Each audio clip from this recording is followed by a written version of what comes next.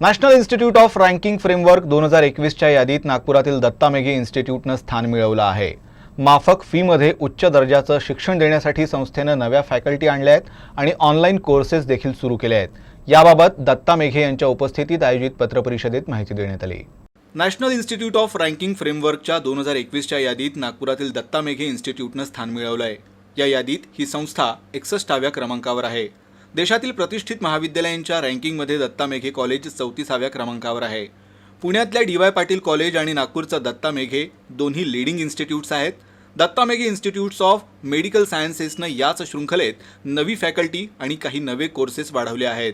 यात commerce, management, liberal arts, allied सायन्सेसचा समावेश आहे। याबाबत आमच्या प्रतिनिधीनं pro chancellor doctor Vedprakash Mishra यांच्याशी संवाद साधला।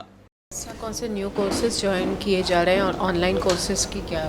देखिए, जो फैकल्टीज़ नई जोड़ी गई हैं जिसके अंदर में इंजीनियरिंग एंड टेक्नोलॉजी फैकल्टी है, जिसके अंतर्गत इंटरडिसिप्लिनरी साइंसेस की फैकल्टी है, अलाइड साइंसेस की फैकल्टी है, अलाइड हेल्थ साइंसेस की फैकल्टी है, उसी के साथ ही साथ कॉमर्स एंड मैनेजमेंट है, लिबरल आर्ट्स की फैकल्टी है। जो फैकल्टी की पूर्वत संख्या 5 थी वो अब 12 हो गई है।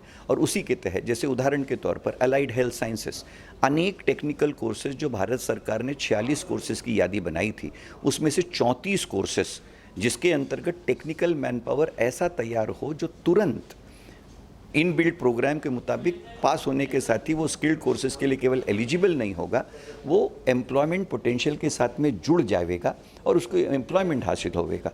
सिमिलरली अलाइड साइंसेस में और इसी तरीके से हर फैकल्टी में इंजीनियरिंग और मेडिकल का इंटीग्रेशन करते हुए बायोमेडिकल इंजीनियरिंग, बायोटेक्नोलॉजी कंपोनेंट, ताकि दोनों टेक्निकल फैकल्टीज़ के इंटरफेस से हम एक नई दिशा और नया गमक विदर्भ और महाराष्ट्र के अंचल में और उसी तरीके से सेंट्रल इंडिया के पूरे प्रारूप के अंतर्गत हम खड़ा कर सकते हैं। एम्प्लॉयमेंट के बाद में अगर नहीं तो स्किल डेवलपमेंट के लिए क्या प्रायोजन किया है? स्किल डेवलपमेंट का सबसे बड़ा प्रयोजन हमने ये किया है, 3 प्रमुख इनिशिएटिव्स इसके अंतर्गत हमने लिए। एक, सारे कोर्सेज के अंतर्गत अप्रेंटिसशिप जो होती है उसको करिकुलम का ही हिस्सा हमने बना दिया, सो दैट सारे हमारे skill courses apprenticeship in built in the program, यानी जो आखिरी सेमेस्टर है वो आखिरी सेमेस्टर केवल और केवल अप्रेंटिसशिप के लिए है।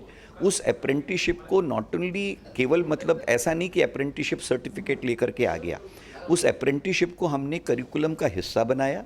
करिकुलम का हिस्सा बना करके उसको हमने सेपरेट हेड ऑफ पासिंग बनाया कि विद्यार्थी को, स्नातक को अप्रेंटिसशिप के सर्टिफिकेशन के अंतर्गत इन गुणों के साथ पास होना होगा और वो सेपरेट अगर पास होगा तो ही वो पास हो पाएगा।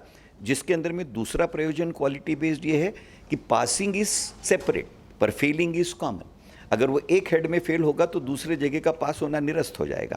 तो इस दृष्टि से जो क्वालिटी गमक उसमें इनकॉर्पोरेट हुआ है, that aids to the employability of the learner and that aids to the skilled utility of the learner. इसके अलावा सर स्कॉलरशिप एंड स्टाइपेंड की भी योजना सारी जितनी भी, देखिए ऐसा है, स्कॉलरशिप की पूर्ण एक स्वतंत्र विद्यापीठ ने पॉलिसी बनाई है और जहाँ पर इंटर्नशिप है वो सारी स्टाइपेंड बेस्ड है। तो इस पूरी व्यवस्था के अंतर्गत प्रयोजन ये है कि विद्यार्थी को मिनिमम कॉस्ट के अंतर्गत best quality based education which will be in, जिसके माध्यम से एम्प्लॉयबिलिटी और एंटरप्रेन्योरेबिलिटी दोनों भी केटर हो सकें, इस दृष्टि से उसका पूरा आयोजन, नियोजन और प्रयोजन किया गया है।